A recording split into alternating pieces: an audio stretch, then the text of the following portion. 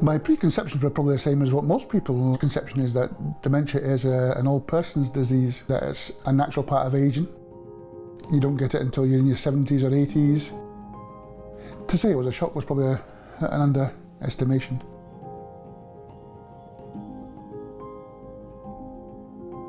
When I was about 55, I was having problems with my short-term memory. I was having conversations with a wife, couldn't remember what we were talking about. I was asking her probably the same question, maybe 30, 40 times a day.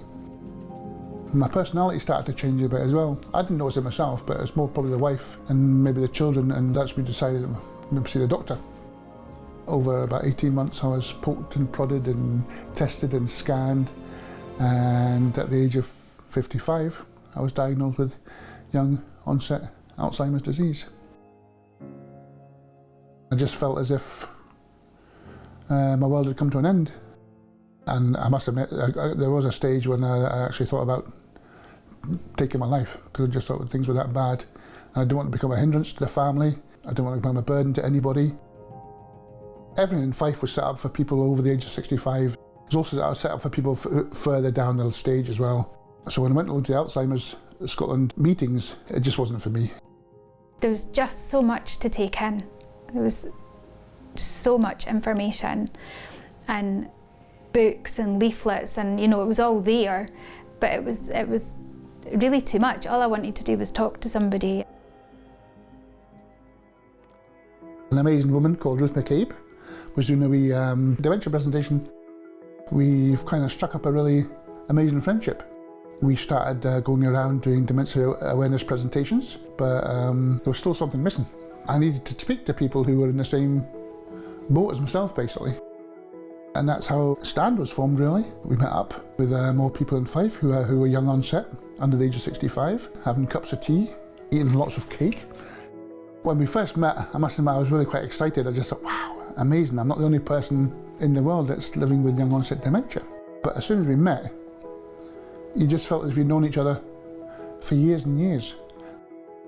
All the things that the diagnosis seemed to have taken away by becoming a member of the group, meeting the people I did and being involved in the activities, it gave me a reason to get up every day, it gave me motivation, it just gave me my life back. We've had people out here in the garden growing beetroot. They wouldn't have done that 6 months ago. This group approach works. It keeps people well, it keeps them active, and it keeps them engaged. And I think the future is more of this. I never considered myself as an activist, and I never considered when we started up Stand that Stand would become an activist group. It was just really a peer support group. I think if you talk to people, you let them know how you feel, what it's like to live with dementia, the difficulties involved. I think that should be enough to let them see what it's like and hopefully try and change things for the better. I would never ever have thought before that he would do what he's doing. He's out there, he's talking to people and taking on the Scottish Government. Not everybody with dementia can take on the Scottish Government, can they? Dementia is not the end. It's just a different chapter. Meeting Ruth and having the peer support group Stand has probably saved my life at the end of the day, to be honest.